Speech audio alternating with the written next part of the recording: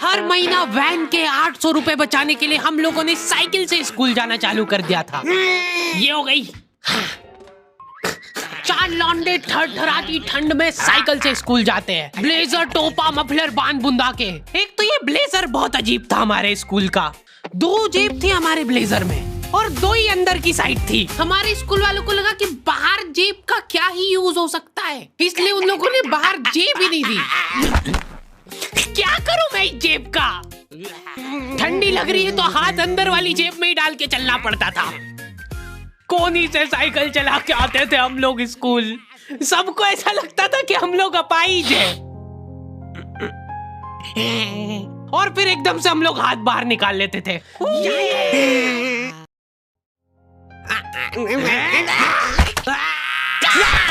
मजाक बना के रख दिया डिसेबिलिटी को।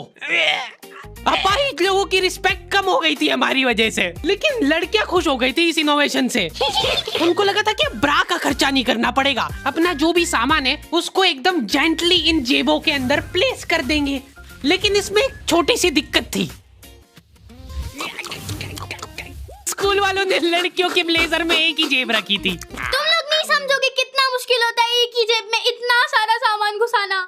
हर रोज लेट होते थे हम लोग स्कूल, क्योंकि मेरी साइकिल की चेन ढीली थी। थोड़ी सी भी स्पीड बढ़ाते थे तो वो चेन उतर जाती थी। लेकिन पापा ने मेरे को प्रॉपर ट्रेनिंग दे रखी थी चेन चढ़ाने की। एक जना ऐसे खींचेगा टायर, उतने में अपने को पानी से फटाफट कस देना है। ये हो गई टाइट। बैग में पाना पेचकस रख के लाना पड़ता था मेरे को स्कूल, कि कभी भी रास्ते में चेन उतर सकती है। इमेजिन करो एक बार कि तुम चुपचाप वैन में बैठ के जा रहे हो, बीच सड़क में 4 लौंडे साइकिल पलटा के ये फटाफट क्लास में बैठे हुए मेरे को डर बना रहता था कि कोई गलती से मेरा बैग चेक नहीं कर ले। तो आज हम लोग पढ़ेंगे टेंस। सबसे घटिया, वाहियात, नीच टॉपिक लगता था मेरे को टेंस। पास्ट, प्रेजेंट और फ्यूचर तक बात ठीक थी। प्रेजेंट कंटिन्यूअस टेंस क्या होता है? सिंपल पास्ट, पास्ट कंटिन्यूअस, मतलब वो बीत चुका है पर चल भी रहा है। क्या है ये? कितना भी समझ लो इस टॉपिक को, एग्जाम में जाके तुमको अंदाजे से ही सेंटेंस चूज करना पड़ेंगे कि ये सुनने में अच्छा लग रहा है तो यही होगा सही। एग्जाम में इन्विजिलेटर हमको क्वेश्चन पेपर पे कुछ नहीं लिखने देता था। इनको ऐसा लगता था कि हम लोग क्वेश्चन पेपर पे आंसर लिख लिख के चीटिंग करेंगे।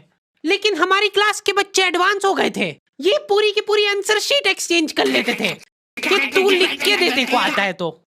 बोर्ड एग्जाम थी यार हमारी, और हमारे स्कूल वाले बोर्ड एग्जाम को बहुत सीरियसली लेते थे।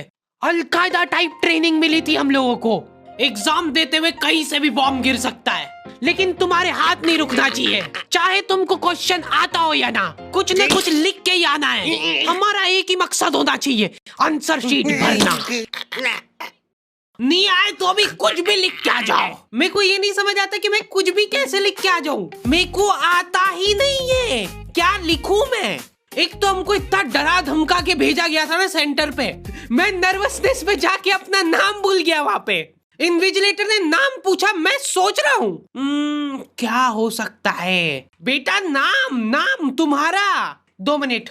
हाँ हेलो मम्मी, मेरा नाम क्या है? बोर्ड एग्जाम के नाम पे इतना डरा दिया था ना स्कूल वालों ने हमको, अच्छों का मुंह निकल जाता है टट्टी के साथ मिक्स होके। तुम लोगों का एक सेंटर आएगा जिसके चारों तरफ सैनिक तैनात रहेंगे। बिना एडमिट कार्ड के वहाँ पे आसपास भी भटकते हुए मत दिख जाना, जिंदा जला देंगे वो लोग। और अगर चीटिंग करते हुए पकड़ा गए तो ना तो तुम हमको जानते हो ना हम तुमको जानते हैं। हम लोग एग्जाम वाले दिन सेंटर पहुंचे तो बच्चों से ज्यादा सिक्योरिटी थी वहाँ पे।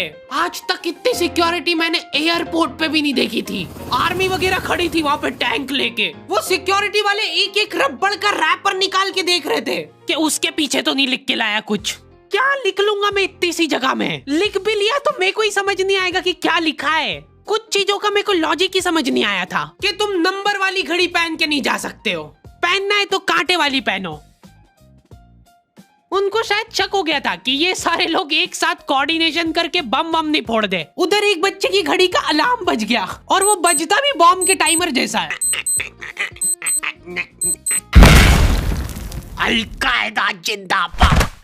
जिस पाउच में तुम सामान ला रहे हो वो भी ट्रांसपेरेंट होना चाहिए। मेरे बैग में से इनको पाने पेचकस मिले थे, क्या जवाब दूं मैं इसका कि क्या यूज में आते हैं ये? उनको वहाँ पे डेमो करके बताना पड़ा कि ये यूज में आता है ये सब आइटम।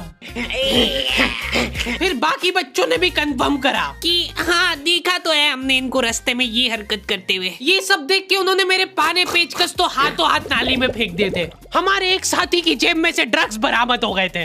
अरे ड्रग्स नहीं है, ये इनहेलर है। इसको ऐसे सूंघते हैं, नाक बंद होती है तो नाक खोलने के बाद भी अगर तुम इनहेलर को पूरी ताकत से सूंघते हो, आंखें दिमाग में ठंडक हो जाएगी तुम्हारे।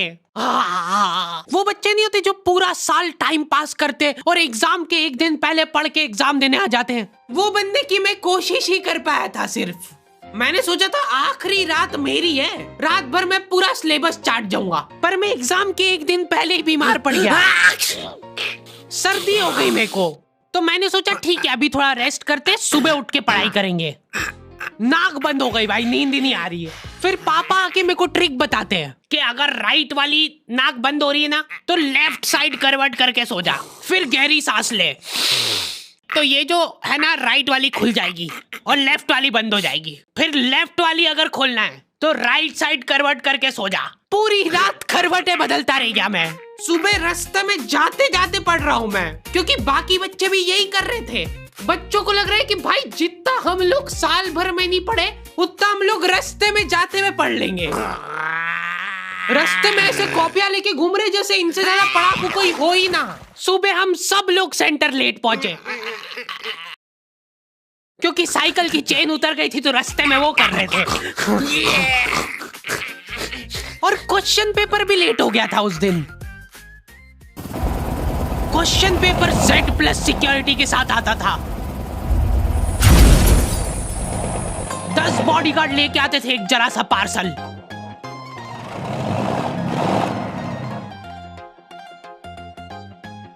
और फिर देने के बाद बोलते थे ये असली पार्सल नहीं है। असली नहीं है तो जोर से भी बोल सकते हो, ये असली पार्सल नहीं है।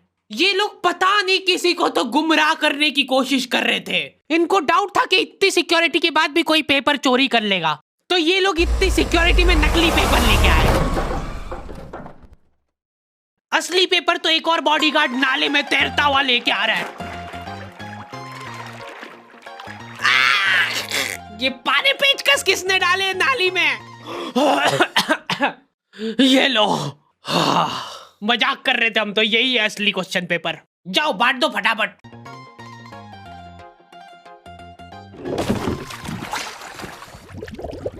ये अपना आपस में एक दूसरे को गुमराह कर रहे थे।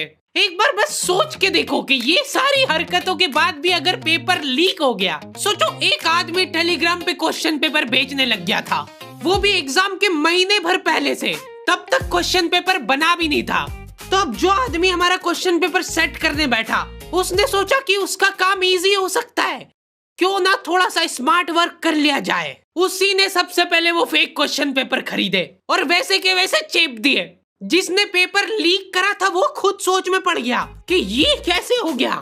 एग्जाम खत्म होने के बाद इन्विजिलेटर को बहुत मजा आता भाई कॉपियां छीनने में। एक सेकंड भी किसी को ज्यादा नहीं मिलना चाहिए। बस एक बार टाइम ओवर होने के बाद कैसे लिखा तूने?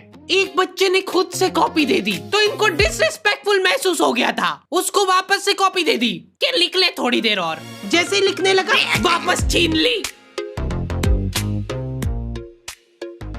ओके, तो दी एंड हो चुका है। पिछली बार मैंने तुम लोगों को 2.5 लाख लाइक का एम दिया था, जो कि तुम लोगों ने बहुत आसानी से कर दिए थे। तो इस बार एम रखते 3.5 लाख लाइक्स का। जैसे तुम लोग 3.5 लाख लाइक का एम कंप्लीट करोगे, अगला एपिसोड में सीधा अपलोड कर दूंगा।